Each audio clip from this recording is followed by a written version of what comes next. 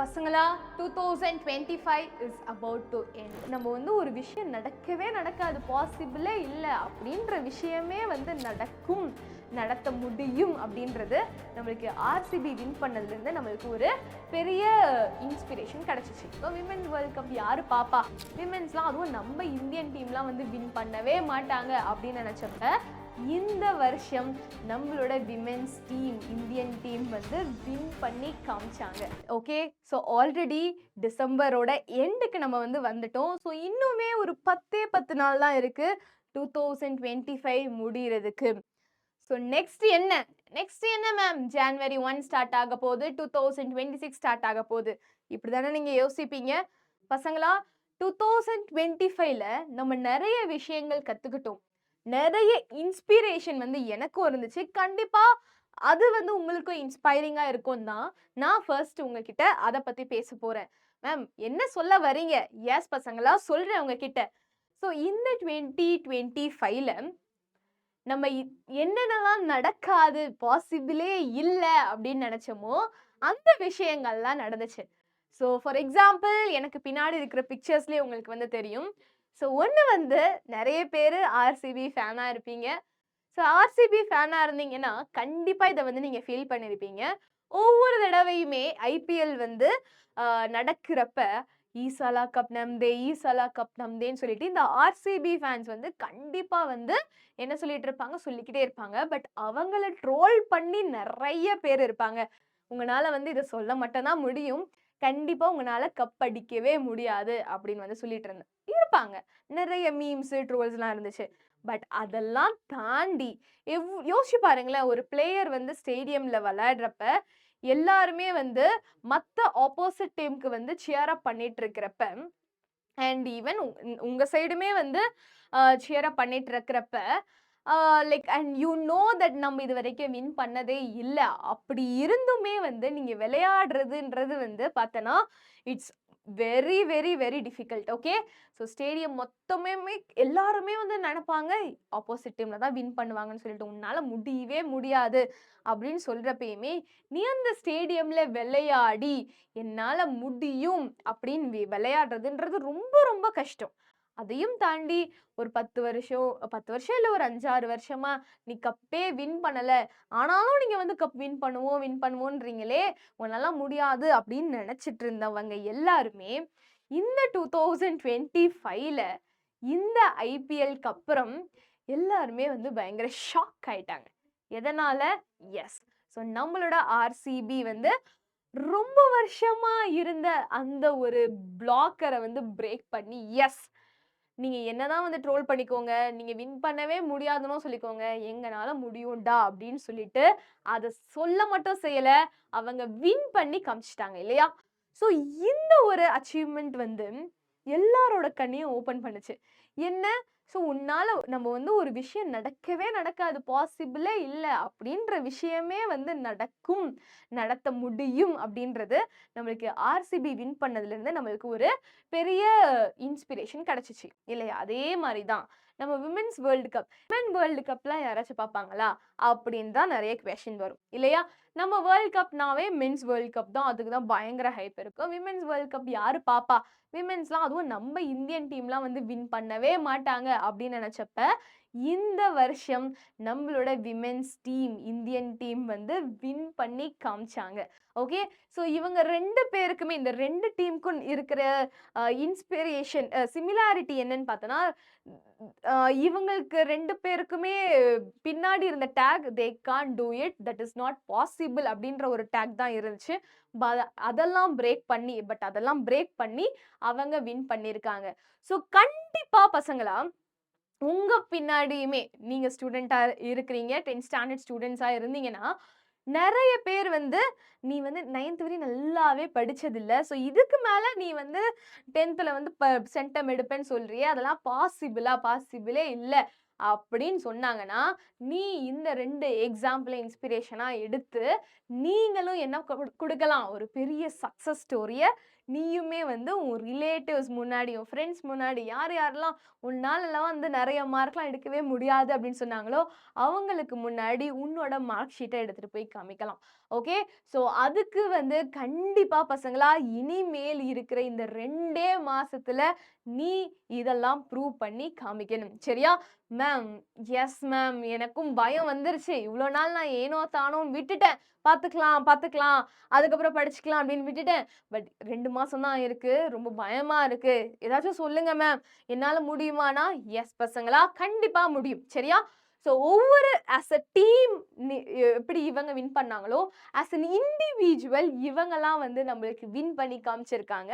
If you think something is possible and அத தாண்டி ஒரு விஷயத்துக்காக, அந்த ஐடியாக்காக நீ நெறைய எஃபர்ட்ஸ் போடுற அப்படின்னா, கண்டிப்பா அந்த எஃபர்ட்ஸ் வந்து வேஸ்ட்டே ஆகாது.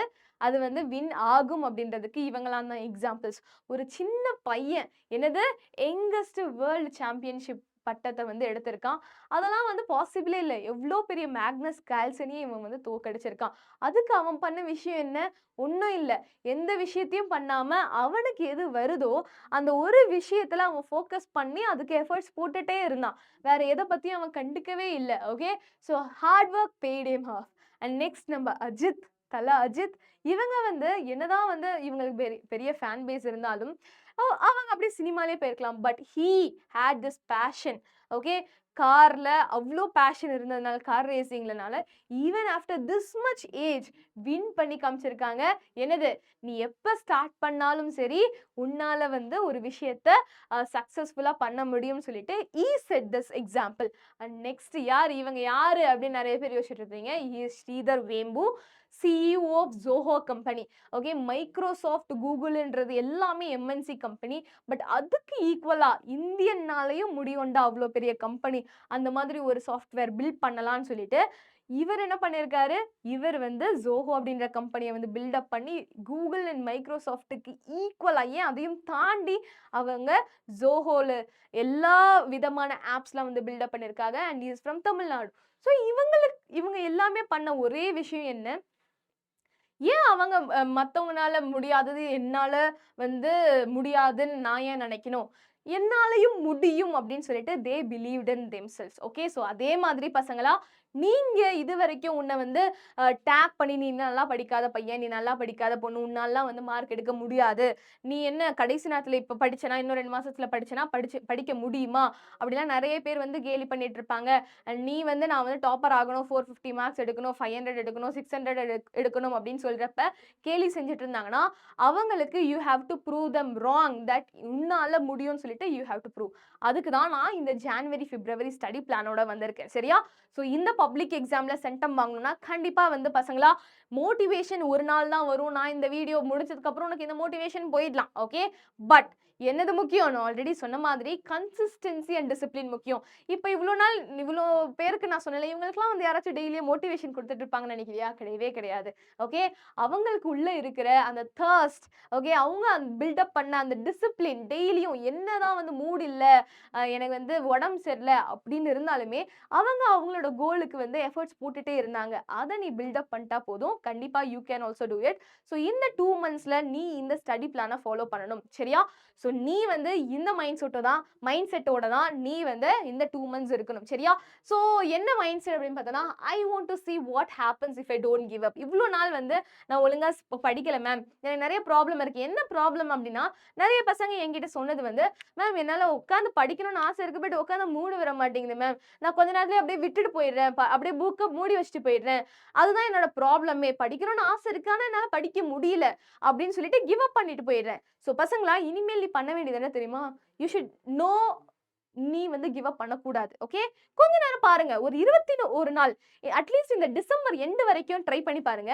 ஓகேடா, என்னால 10 நிமிஷம் படிக்க முடியல அப்படிதானே நீ ஃபீல் பண்ணிட்டு இருந்த. 10 நிமிஷம் ஓகே. என்னதான் இருந்தாலும் நான் வந்து உட்கார்ந்து படிச்சே ஆவேன் அப்படின்னு சொல்லிட்டு 1/2 மணி நேரம் வந்து அந்த சேர விட்டு எந்திரிக்காத.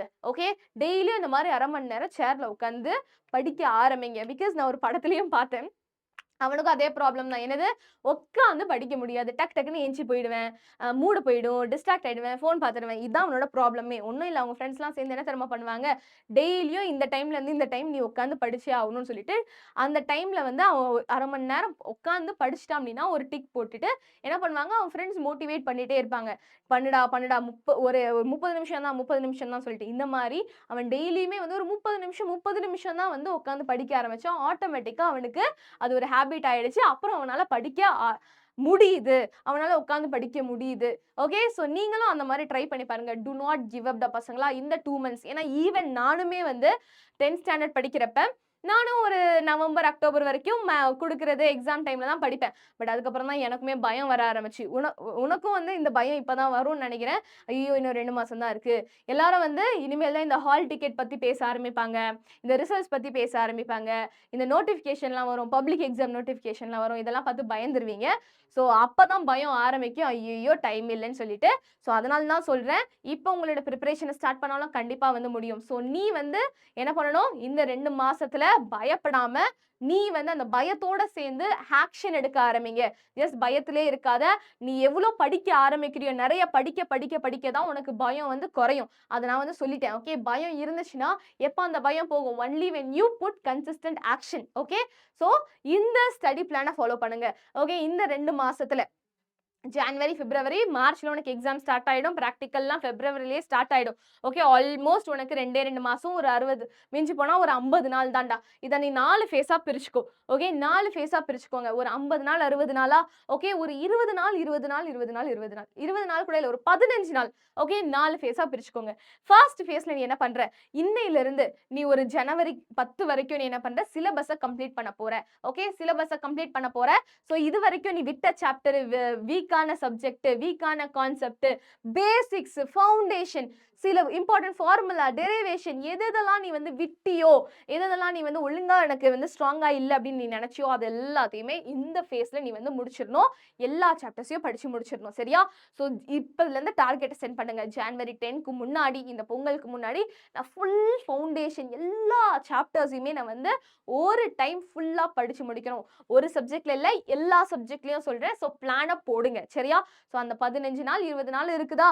15 நாள் தான் என்ன பொறுத்த வரைக்கும். அந்த 15 டேஸ்ல நான் எல்லா சாப்டரையும், எல்லா சப்ஜெக்ட்லயும் எப்படி நான் முடிக்க போறேன், எதெல்லாம் ஸ்கிப் பண்ணணும், அதெல்லாம் படிச்சு முடிக்கணும். அதுதான் உன்னோட ஃபர்ஸ்ட் ஃபேஸ். செகண்ட் ஃபேஸ் பசங்களா, இந்த நீ ஸ்டடி பிளான ஃபாலோ பண்ணலாம் கண்டிப்பா வந்து முடியாது. ஏன்னா டைம் இல்ல. ஓகே.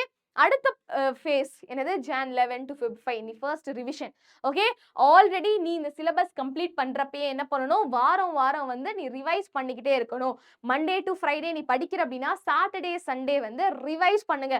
கண்டிப்பா ரிவைஸ் பண்ணலனா உன்னோட பிரெயின்ல இன்ஃபர்மேஷன் அப்சார்ப் பண்ணாது. அத நான் வந்து அடிச்சு சொல்றேன். இன்னைக்கு நீ என்ன சாப்பிட்டன்றது நாளைக்கு ஞாபகம் இருக்கா? கிடையாது. இல்லையா? ஸோ அதே மாரி தான் இன்னைக்கு படிச்சது நாளைக்கு ஞாபகம் இருக்காது. That is human nature. அது ஞாபகம் இருக்கணும்னா நீ ரிவைஸ் பண்ணணும். ஸோ மண்டே டு ஃப்ரைடே படிக்கிறேன்னா, சாட்டர்டே அத ரிவைஸ் பண்ணுங்க. இல்ல காலையில எந்திச்சு ரிவைஸ் பண்ணுங்க. ஸோ ரிவிஷன் இதுல இன்க்ளூடட் குட்டி குட்டி revision. But complete full length revision உனக்கு செகண்ட் ஃபேஸ்ல தான் பண்ற. அந்த ரிவிஷன் டைம்ல நீ இம்பார்ட்டன்ட் கொஸ்டின்ஸ்லாம் ஃபோக்கஸ் பண்ணி, அப்புறம் எதெல்லாம் ஹை வெயிட்டேஜ் சாப்டர்ஸ், எதெல்லாம் ஹை வெயிட்டேஜ் கொஸ்டின்ஸ் அதெல்லாம் ஃபோக்கஸ் பண்ணி செகண்ட் ஃபேஸ்ல நீ என்ன பண்ணணும்? ஃபர்ஸ்ட் ரிவிஷனை கம்ப்ளீட் பண்ணி முடிச்சிடணும். சரியா? அண்ட் இதுல தேர்ட் ஃபேஸ்ல நீ என்ன பண்ணணும்? Feb 6 to 28 உனக்கு அப்பயே வந்து இந்த பிராக்டிகல் எக்ஸாம் நடுவுல வரும். பட் அதுல ஃபோக்கஸ் பண்ணிட்டு நீ வந்து ரிவிஷனை விட்டுறக்கூடாது. இந்த ஃபேஸ்ல ப்ரீவியஸ் இயர் கொஸ்டின் பேப்பர் நாங்க உனக்கு வாட்ஸ்அப் சேனல்ல சென்ட் பண்றோம். ஃபார்முலா ஷீட்லாம் கொடுக்குறோம். அதெல்லாம் உட்காந்து நீ என்ன பண்ணணும்? இந்த தேர்ட் ஃபேஸ்ல நீ வந்து பண்ணணும். சரியா? இந்த டேட்ல நீ கொஸ்டின் பேப்பர் அட்லீஸ்ட் ஒரு 10 கொஸ்டின் பேப்பர் ஆச்சும் நீ வந்து ஃபுல்லா வந்து தரோவா இருக்கணும். And paper presentation, hand writing இதெல்லாம் வந்து ஃபுல்லா நீ இம்ப்ரூவ் பண்ணிக்கிட்டே இருக்கணும். நீ பண்ண மிஸ்டேக்ஸ்லாம் இங்க தான் ரிவைவ் பண்ணணும். அண்ட் கடைசி ஃபேஸ் உன்னோட எக்ஸாம்க்கு முன்னாடி இருக்கிற ஃபேஸ். அந்த டைம்ல நிறைய ப்ரெஷர் வரும்.